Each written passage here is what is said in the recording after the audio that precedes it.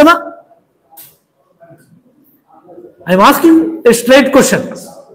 ప్రభుత్వ నిర్ణయాల్లో మిథున్ రెడ్డి గారికి ఏం పాత్ర ఉంటుంది? మిథున్ రెడ్డి గారు కూడా నిందితుడిగా చేర్చి ఈరోజు అరెస్ట్ చేశారు.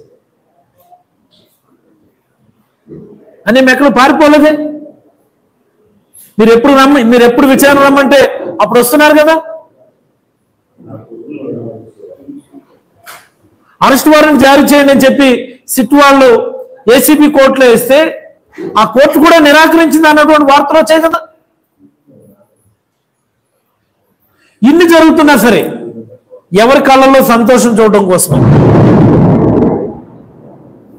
ఎవరినో సంతృప్తి పరచడం కోసమని, రాజకీయంగా ఎవరినో డిమారలైజ్ చేయడం కోసం అని చెప్పి ఇవి చేస్తున్నటువంటి అక్రమ అరెస్టులు తప్ప మరొకటి కాదు అని నేనైతే అభిప్రాయపడతా ఉన్నాను. అందులో ఒక సెక్షన్ పెట్టున్నారు, ఐపీసీ 409 అని.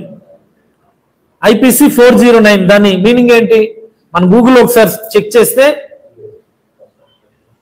క్రిమినల్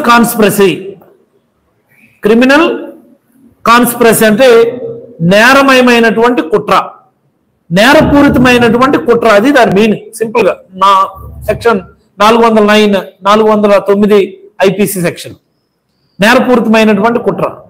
ఇందులో కుట్ర ఎక్కడుంది? The policy so transparent. ఎవరిని సంతృప్తిపరచడానికి మనం పాలసీ తయారు చేయలేదు. ముఖ్యంగా ఈ హై అండ్ లిక్కర్ కంపెనీలని సాటిస్ఫై చేయడం కోసం అని చెప్పి మనం పాలసీ తయారు చేయలేదు. ఎవరి ఒత్తిళ్ళకి తలగ్గలేదు. ప్రొక్యూర్మెంట్ నుంచి సప్లై ఫాలోడ్ బై సేల్ అన్ని దశల్లో కూడా డిజిటల్ పేమెంట్స్ తో పాటు ట్రాన్స్పరెన్సీ పాటించాం, షాపులు తగ్గించాం. At the same time government revenue పెంచాము. గవర్నమెంట్ రెవెన్యూ ఎలా పెరిగింది అంటే దాని మీద లిక్కర్ సంబంధించి పన్నులు పెంచాము. పన్నులు పెంచి గవర్నమెంట్ రెవెన్యూ పెంచాం తప్ప సేల్స్ పెంచి కాదు. చంద్రబాబు గారి హయాంలో ఉన్నటువంటి లిక్కర్ సేల్స్, జగన్మోహన్ రెడ్డి గారు ఉన్నటువంటి లిక్కర్ సేల్స్ మనం ఒకసారి పరిశీలిస్తే 14 నుంచి 19 వరకు గ్రాడ్యువల్ గా స్టడీగా లిక్కర్ సేల్స్ పెరుగుతూనే ఉంటాయి. చివరి సంవత్సరం అంటే 18-19లో లిక్కర్ మీద గవర్నమెంట్కి వచ్చినటువంటి ఆదాయం అప్పుడు సుమారుగా 16,000 కోట్లు ఎంతో చూపించారు. 13,000 కోట్లు ఎంతో. మన గవర్నమెంట్ వచ్చిన తర్వాత లిక్కర్ సేల్స్ మీరు ఒకసారి గమనిస్తే సేల్స్ స్టడీగా తగ్గుతూ వస్తూ ఉంటాయి. కానీ గవర్నమెంట్ రెవెన్యూ 23-24కి 26,000 కోట్లు లిక్కర్ సేల్స్ మీద వచ్చింది.